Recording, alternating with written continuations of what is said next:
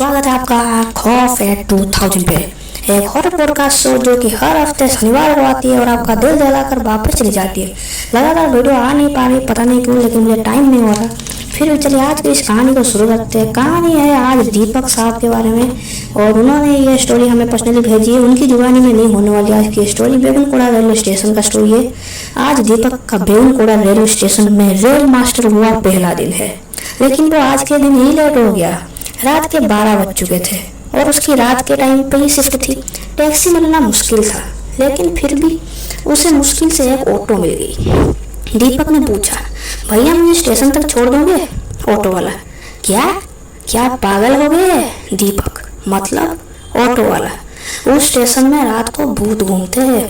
दीपक, मुझे तो लगता है कि तुम पागल हो। ऑटो वाला, भाई छोड़ो, मैं आपको स्टेशन के पास वाले इलाके में छोड़ दूंगा, वहां से आप चल के स्टेशन तक चले जाना। दीपक, लेकिन 10 रुपये में ले जाना, अभी रात का टाइम है, मैं इकलौता कस्टमर हूँ। ऑटो वाला, नहीं नहीं नहीं नहीं, 50 रुपये तो मिनिमम लगेगा। दीपक जैसे तैसे राजी हुआ और फिर आधे घंटे के बाद वो लोग स्टेशन के पास पहुंचे। ऑटो वाला एकदम डरा हुआ सहमा हुआ सा था, एकदम जल्दबाजी में मांग रहा था, भाई 50 रुपये जल्दी दे दो।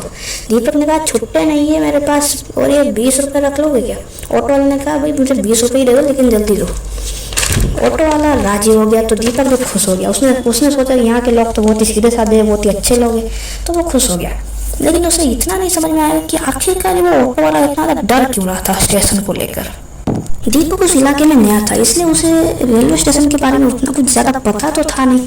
उसने एक आदमी से सुना था कि रात को वहाँ पर एक झाड़ू वाला आता है, वो झाड़ू मारकर जल्दी जल्दी चले जाता है। तो उसने सोचा अगर वो देख गया तो बात हो जाएगी थोड़ी बहुत। लेकिन रात के 12 बजे बोला, कोई रहेगा भी क्यों। फिर दीपक स्टेशन के अंदर चला गया। उसे लगा कि कोई उसका पीछा कर रहा है, लेकिन वहाँ कोई नहीं था। उसे थोड़ा सा ऑकवर्ड जरूर से लगा, लेकिन उसने इग्नोर किया। सोचा कि रात के 12 बजे आ रहा हूँ, स्टेशन भी वैसे भी सुनसान है, तो शायद से ऐसे फीलिंग्स आ ही रही होगी। और वो अपने कैबिन में घुस गया। दीपक ने सोचा कि वो झाड़ू वाला नहीं दिखा, शायद से नहीं होगा, झाड़ू मारकर चला गया होगा। लेकिन जब वो वैसे ही कैबिन के अंदर बैठा था तभी उसे विंडो के पास वो झाड़ू वाला दिखा, तो उसने सोचा जाके उससे थोड़ी बहुत बातचीत कर लेते हैं। लेकिन जब वो बाहर आया, वो झाड़ू वाला वहाँ नहीं था, पता नहीं जल्दी से कहाँ गायब हो गया। उसने सोचा शायद से चला गया होगा मैं अंदर से बाहर आने तक। फिर वो अपने कैबिन के अंदर जाके बैठ गया। उसने फिर अपना कंप्यूटर ऑन किया और देखा कि अभी कोई ट्रेन आने वाली है या नहीं। तो उसने देखा कि एक ट्रेन है जो कि आने तो नहीं वाली, मतलब ट्रेन यहाँ पर रुकने नहीं वाली, लेकिन इसी स्टेशन से होकर जाने वाली है। वहाँ का मिनिमम स्पीड लिमिट था 50 किलोमीटर पर आवर। तो उसने सोचा स्पीड लिमिट अगर तोड़ी तो मैं थोड़ा सा सख्त व्यवहार करूँगा, मतलब वो वैसे भी थोड़ा सा रो में था आज। तो फिर उसने सोचा तो ट्रेन को आने दो। ट्रेन को आने में अभी 2-3 मिनट बाकी थे, तो उसने अपना टिफिन निकाला और खाने लगा। वो खा ही रहा था कि तभी एक ऑकवर्ड चीज़, मतलब एक अनयूजुअल चीज़, उसने देखा कि ट्रेन तो आई। ट्रेन अपनी लिमिट को पार करके जा रही थी। लिटरली ट्रेन की स्पीड लिमिट थी 50, लेकिन ट्रेन 70-80 की स्पीड में जा रही थी। ये देखकर दीपक को उतना ज़्यादा कुछ अलग नहीं लगा। उसने सोचा रात का टाइम है तो ड्राइवर लोको पायलट अपना ट्रैक क्लियर करने के लिए जल्दी चल रहा होगा। उससे ये बात अजीब लगी कि एक लड़की सफ़ेद साड़ी पहने ट्रेन के साथ ट्रेन की रफ्तार से भी ज़्यादा तेज भाग रही है। ये बात थोड़ी सी ऑकवर्ड लगी उसे। उसने सोचा कि ये क्या बात है, और ऊपर से वो लड़की ट्रेन के पीछे क्यों भाग रही है? ये ट्रेन का तो स्टॉपेज है नहीं, तो ट्रेन तो रुकेगी भी नहीं, तो फिर ट्रेन के पीछे भागने का लॉजिक क्या है? उसने उस लड़की को रोकने के लिए वो बाहर गया, कहीं उसके पैर फिसल गया तो वो गिर जाएगी नीचे। जब वो बाहर आया तो ट्रेन तो वैसे भी जा चुकी थी और वो लड़की कहीं पर गायब भी हो चुकी थी। उसने सोचा जितना भी तेज भाग ली, इतनी जल्दी स्टेशन कैसे पार कर देगी? ट्रेन की जगह इंसान की जगह। उसे थोड़ा सा अजीब लगा। फिर उसने देखा कि अभी 3 बजे एक और ट्रेन है और उसकी स्टॉपेज लिस्ट में बेगुनकोड़ा का नाम भी है। बेगुनकोड़ा पुरुलिया जिले के थोड़े से साइड वाले एरिया में, मतलब झारखंड और वेस्ट बंगाल के बॉर्डर एरिया में वो रेलवे स्टेशन है। तो उसने सोचा उस ट्रेन के पास देखते हैं। उसने तुरंत सिग्नल रेड कर दिया, लेकिन सिग्नल रेड करने से क्या फायदा, ट्रेन तो वहाँ रुकने का नाम ही नहीं ले रही थी। तो दीपक अपने कैबिन से निकलकर बाहर ही खड़ा हो गया, क्योंकि रेड सिग्नल को देखकर ट्रेन की स्पीड कम होनी चाहिए थी, लेकिन ट्रेन की स्पीड कम ही नहीं हो रही थी। दीपक को देखकर जो लोको पायलट था उसने ट्रेन धीमी तो कर दी, लेकिन रोकी नहीं। ये बात दीपक को हजम नहीं हुई। वो ट्रेन के कैबिन में चढ़ गया, मतलब जो इंजन पार्ट होता है।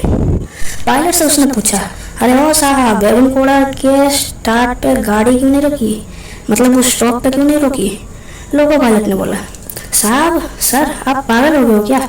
ये स्टेशन भूतिया है, कितने लोगों की जानें चली जाएंगी आपको पता है? तभी दीपक को ऑटो वाले की बात याद आ गई, पर उसने फिर से वो बात नजरअंदाज कर दिया। सुबह सुबह फिर एक और ट्रेन पकड़कर वो बेगम को चला आया।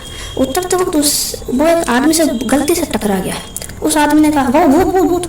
उसने कहा, भूत नहीं, मैं जिंदा हूँ, मैं इंसान हूँ। क्या यार, हर कोई यहाँ पर भूत भूत बोल रहा है। वो आदमी बोला, अरे भाई क्या कर रहे हो?